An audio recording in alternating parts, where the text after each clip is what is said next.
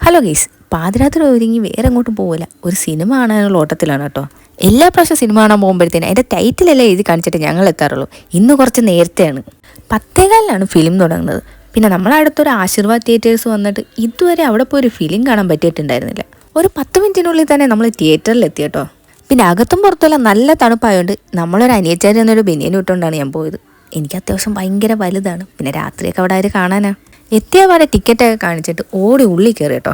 Book ചെയ്തിട്ട് വന്ന എന്തുകൊണ്ട് നന്നായി, കാരണം അത്യാവശ്യം തിരക്കുണ്ടായിരുന്നു, അല്ലെങ്കിൽ പോയി ഫ്രണ്ടിലൊക്കെ പോയി ഇരിക്കേണ്ടി വന്നേനെ. ചെന്നിരുന്നത് സിനിമ തുടങ്ങി. ആസിഫ് അലിയുടെ രേഖാചിത്രമാണ് കാണാൻ പോയത്. ഫിലിമിന് അത്യാവശ്യം പോസിറ്റീവ് റിവ്യൂ ഉണ്ടെന്ന് അറിഞ്ഞിട്ട് ഒരു ട്രെയിലർ പോലും കാണാതാണ് കേട്ടോ ഞങ്ങൾ പോയത്. അതുകൊണ്ട് തന്നെ എന്ത് ടൈപ്പ് മൂവിയാണെന്ന് യാതൊരു ഐഡിയ ഉണ്ടായിരുന്നില്ല.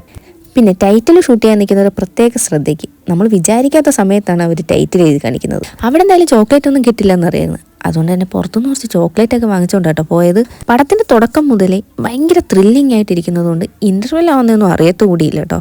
അതായത് അവർ എഴുതി കാണിച്ചതിൽ ലൈറ്റ് ഇട്ടപ്പോഴാണ് ഇൻ്റർവെൽ ആയെന്ന് തന്നെ മനസ്സിലായത്. ഇൻ്റർവെൽ ടൈം ആയപ്പോഴത്തേന് ചേട്ടൻ 2 കോഫി വാങ്ങിച്ചുണ്ട്. കോഫി വായി വെക്കാൻ കൊള്ളില്ലായിരുന്നു കേട്ടോ. പിന്നെ നോക്കിയപ്പോഴല്ലേ അതിൻ്റെ കൂടുതലുള്ള ഷുഗർ എടുത്തിട്ട് വന്നിട്ടില്ല.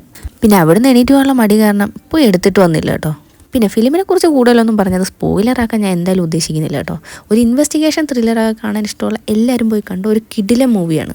എനിക്കെന്തായാലും ഭയങ്കരമായിട്ട് ഇഷ്ടപ്പെട്ടു കേട്ടോ. നല്ലൊരു ഫിലിം.